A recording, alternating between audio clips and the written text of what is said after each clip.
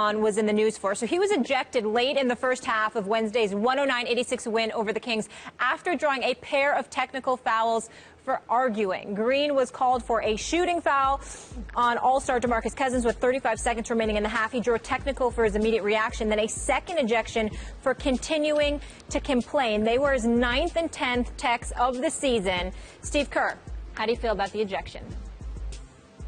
Is there any concern with Draymond, accumulating technical fouls and just his controlling his emotions in general? I mean, yeah.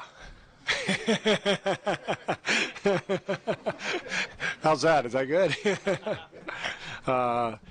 We love Draymond. He plays with an edge, and we need that edge. In many ways, he kind of represents our toughness and our energy, and it's we struggle sometimes without him to bring the energy, but he's always going to play on that edge, and tonight he crossed the edge, and we need him to walk that line, and we don't want to take away that chip on his shoulder, but we need him on the floor. Max, walking that line can be difficult because some felt Draymond's edge cost the Warriors a chip last year. How concerned should Golden State be about Green? Coach said it perfectly. I mean, that's exactly right.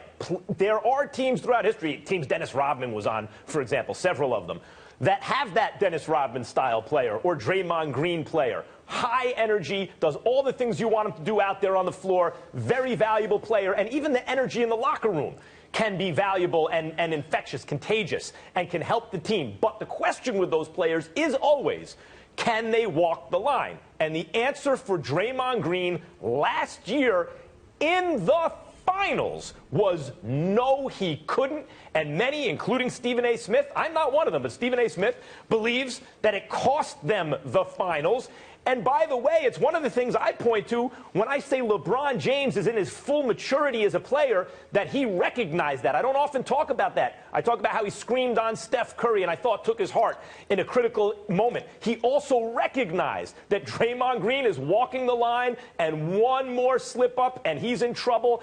And I thought LeBron went right at that, and Draymond bit. He fell for the bait. He took the bait. And it absolutely cost them, and don't think it can't happen again. It absolutely can happen again if he hasn't learned his lesson from last year. Unclear that he has.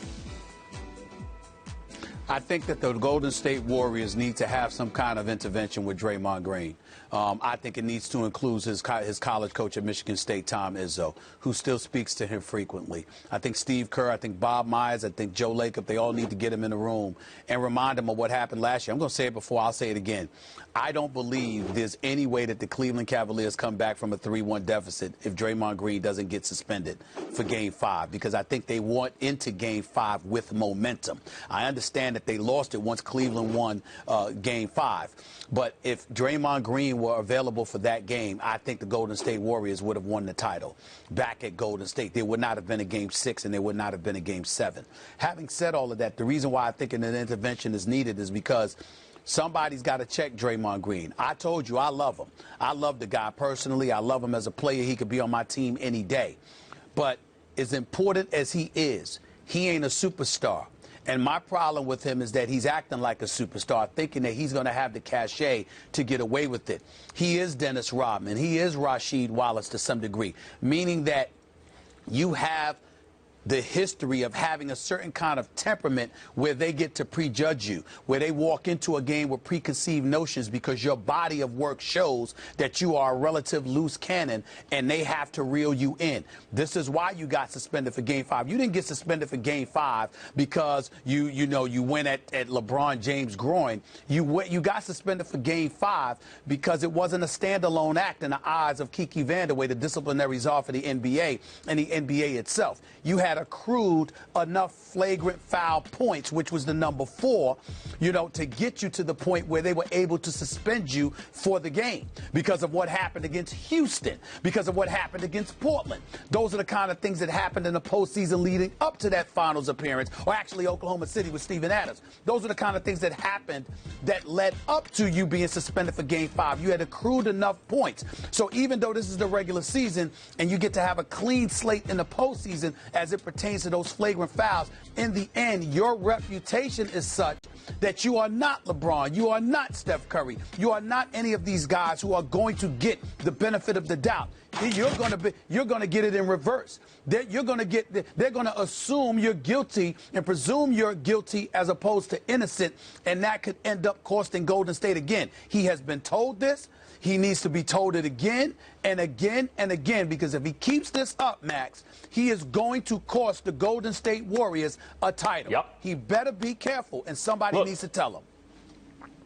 And I spoke about optics with the last comment about Draymond Green. How about the optics here? On the day he makes news for commenting on the Knicks and Jim Dolan in a controversial way, on that day, he gets into it with DeMarcus Cousins, who himself doesn't have a great reputation for self-control, and he's the one who winds up with the technical, and he could be on his way to a suspension, and we're asking these questions about Draymond now. And the last point about it is this. This is what makes this so ridiculous. It's the regular season. You know, relax, chill out, because you know you're going to the postseason. You know you're going to be a top 2 seed. Even though you may feel like you're wronged, it's not that big a deal this time of year. And I think Draymond is thinking, well, all of this gets wiped out once the playoffs begins, but he's not taking into account what his reputation is growing to be.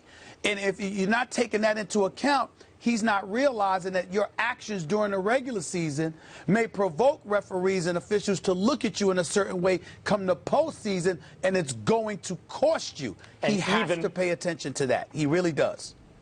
And even the good stuff he brings, which is energy on the floor and even energy in the locker room, you have to ask yourself at a certain point, does that energy become white noise, for lack of a better word, where his teammates after a while start to roll their eyes? If he's always, you know, if this one always goes to 11 and it's always on 11, does that effectiveness start to diminish even in the locker room if he's always full Max, force? sorry to cut you off. We got to leave it there.